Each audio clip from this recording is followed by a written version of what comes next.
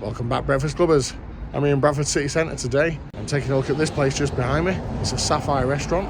They do a full English breakfast, so we're going to check it out. Let's go.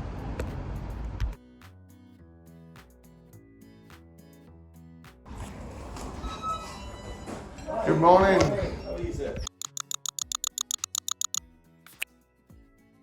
Yes, I'm in the city centre of Bradford today, only a stone's throw away from Bradford College campus, and I'm taking a look at Sapphire Restaurant. The restaurant has some rather glowing reviews online, and it would seem people have heard about it and are travelling from far and wide to come and have a taste of their Asian-inspired dishes. I haven't travelled far today myself, but I'm here to check out the allegedly popular full English breakfast. Walking into the place, you're met by the friendly staff who will show you to your table in the upstairs eating area. As you sit down, you can start to take in and appreciate the light summer floral decor. I'm here just after opening time, so the place is quiet, with one other person sat down eating already. It's not long before we're joined by another, and after a couple of greetings exchanged across the tables, we discover we're all there today, gathering content for our respective social media channels. I seem to have found myself in the company of some very popular TikTokers. On one table there's Keeping Up with the Aslams, and on the other Samin X27. If you have the means, then why not check them out too? Okay, on to the breakfast. And the full English we have on the menu today is priced at £13.95 and is a halal offering. So we won't be finding any pork products on our plate here. No black pudding, the bacon is turkey bacon, and the usual pork sausages have been replaced with your choice of either chicken or beef. I've opted to try one of each and also chosen sourdough toast over the standard toast. I've also chosen, on this occasion, to go with poached eggs instead of fried. Why, you may ask? Not sure, I just felt like it. Drinks are extra, and I've chosen to wet my chops today with a pot of English tea, priced at £2.95. After a short wait, the breakfast is carried up to us from the downstairs kitchen, so let's tuck in.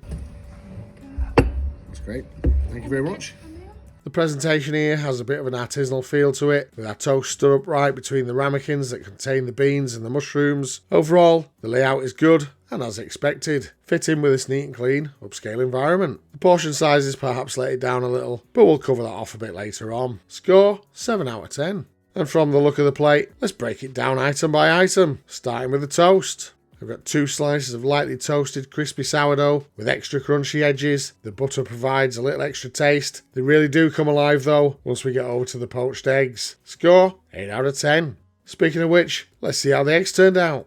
A couple of soft poached eggs here, garnished with a little greenery. The whites are slightly underdone on the inside, but they're not far from being exactly how I like them. The yolks are hot and runny, almost perfect, and excellent with our toast. Score, 9 out of 10. Now let's move across to the tomato. Half a large grilled tomato. It's been generously seasoned with salt and pepper before being char grilled. Cutting in reveals a firm and hot interior. When biting in, it explodes with a great flavour that's accompanied well with the seasoning. Quite possibly up there with the best I've personally experienced. Score, a well-deserved 10 out of 10. Now let's see how the turkey bacon compares. The first of our pork substitutes here now. It's a very thin single strip of turkey bacon. I'm a little disappointed with the overall portion size. For me, it should be joined by at least a couple more slices. However, what there is has a really smoky flavour, backed up by a rather sweet glaze. And it tastes great. Score, 6 out of 10. I've docked a couple of points here due to the portion size. Now then, onto the mushrooms. It's a good portion packed into a ramekin, which has helped these remain at a reasonable temperature. These are thick, quartered and covered in a garlic butter dressing. Very little wateriness as you often see, and there's plenty of substance and texture when biting in. The dressing improves the flavour exponentially, and the main reason these are scoring very high today. Score, 9 out of 10.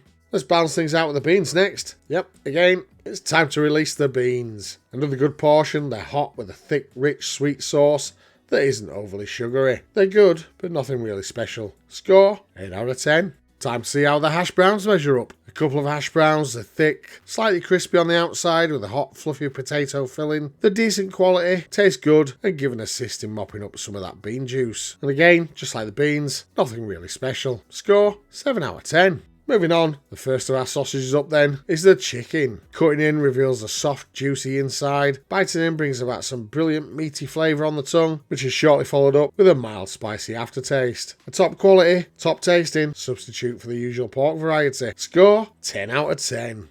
Now let's see how the other sausage compares. The other alternative then is the beef sausage. And much like the chicken, it's soft, but a little drier meat with a milder spicy flavour. Whilst enjoyable, I did much prefer the chicken ones. Score, 7 out of 10. Before we move on then, just a quick reminder to say, if you're enjoying this video, please hit that like button and subscribe for more honest reviews every week. You can also join our Facebook group where you can share photos of your full English efforts and get the discussion going. Now then, let's get back to the real business and see if this breakfast was worth the money. Priced at £13.95 with our pot of tea coming in at an extra £2.95. This ranks up there with one of our higher priced breakfasts. With the exception of maybe the hash browns, we've had a plate packed with great quality food overall. I've come away from here satisfied that I've had a great meal, with the only real letdown for me being the portion size of the turkey bacon. I understand prices of ingredients are on the rise, and some of what you're paying is for the setting itself. It is a really nice place, positioned well in the city centre. However, having said that, I believe a fairer price point to the consumer would be a couple of quid lower, and perhaps a pot of tea included. That being the case though, by the time I finished my breakfast, the place was starting to fill up, which clearly demonstrates that even at this price, they're still pulling lots of customers through the door. And for any business, that is what matters the most. Score, 6 out of 10. Quickly running over the missing items now then. Other than black pudding, which was never a possibility here, there was no fried bread available, so we do have to dock that 1 penalty point.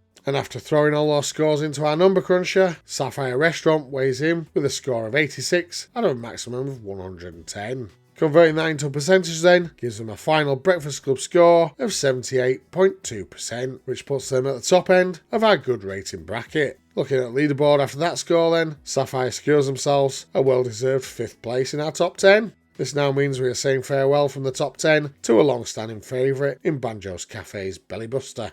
And all that's left to say now is, may your bacon be sizzling, your fried bread golden, and your yolks runny. Thanks for watching, bye for now. So that was our full English breakfast review here at Sapphire this morning. Gotta say I thoroughly enjoyed that one. The staff, the atmosphere, all great. Nothing to complain about. Thoroughly enjoyed the breakfast. Hope you did too. Thanks for watching. Bye for now.